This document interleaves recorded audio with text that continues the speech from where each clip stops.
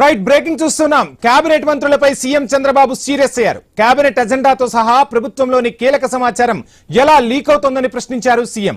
ఇకపై ఏ సమాచారం లీక్ అయినా మంత్రులదే బాధ్యత అని తేల్చి చెప్పారు. గతంలో కేబినెట్ సమాచారం లీక్ అయిందన్న ఉద్దేశంతోనే ఎన్టీఆర్ కేబినెట్ ను రద్దు చేసిన అంశాన్ని గుర్తు చేశారు చంద్రబాబు. ఇలాంటి ఘటనలు పునరావృతమైతే కఠిన చర్యలు తప్పవని తనదైన స్టైల్లో హెచ్చరించారు సీఎం.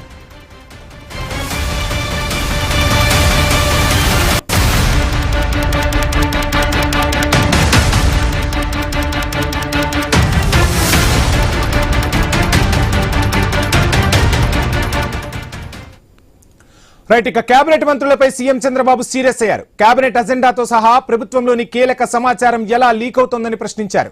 ఇకపై ఏ సమాచారం లీక్ అయినా మంత్రులదే బాధ్యత అని తేల్చి చెప్పారు సీఎం. ఇదే అంశానికి సంబంధించి ఫుల్ డీటెయిల్స్ అందించేందుకు మా ప్రతినిధి కాంతి జాయిన్ అవుతున్నారు.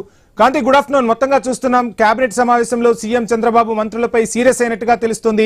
కీలక సమాచారాన్ని లీక్ చేస్తున్నారు అండ్ ఎన్టీఆర్ కేబినెట్ ను రద్దు చేసిన అంశాన్ని కూడా ప్రస్తావించారంటే చాలా సీరియస్ గానే సీఎం స్పందించినట్టుగా మనం భావించాలా? సో ఏం జరగబోతుంది, ఎటువంటి చర్యలు తీసుకోబోతున్నారు?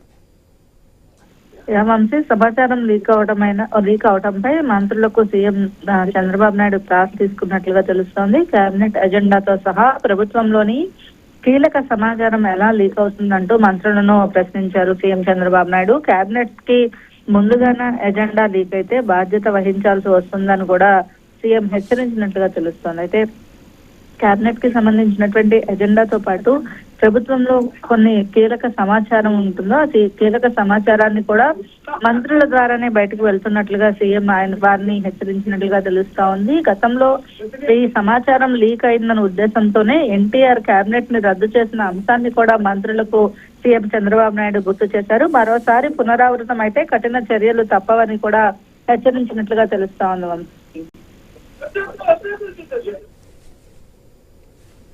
Right, thank you Kanthi.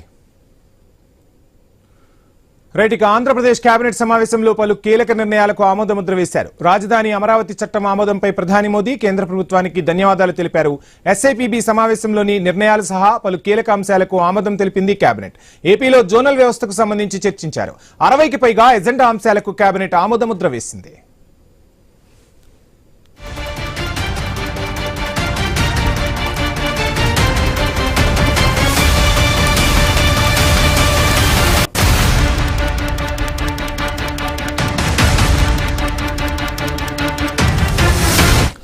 Andhra Pradesh cabinet సమావేశంలో పలు కీలక నిర్ణయాలకు ఆమోదముద్ర వేశారు. రాజధాని అమరావతి చట్టం ఆమోదంపై ప్రధాని మోదీ కేంద్ర ప్రభుత్వానికి ధన్యవాదాలు తెలిపారు. ఎస్ఐపిబి సమావేశంలోని నిర్ణయాలు సహా పలు కీలక అంశాలకు ఆమోదం తెలిపింది ఏపీ కేబినెట్. ఏపీలో జోనల్ వ్యవస్థకు సంబంధించి చర్చించారు. 60కి పైగా ఎజెండా అంశాలకు కేబినెట్ ఆమోదముద్ర వేసింది.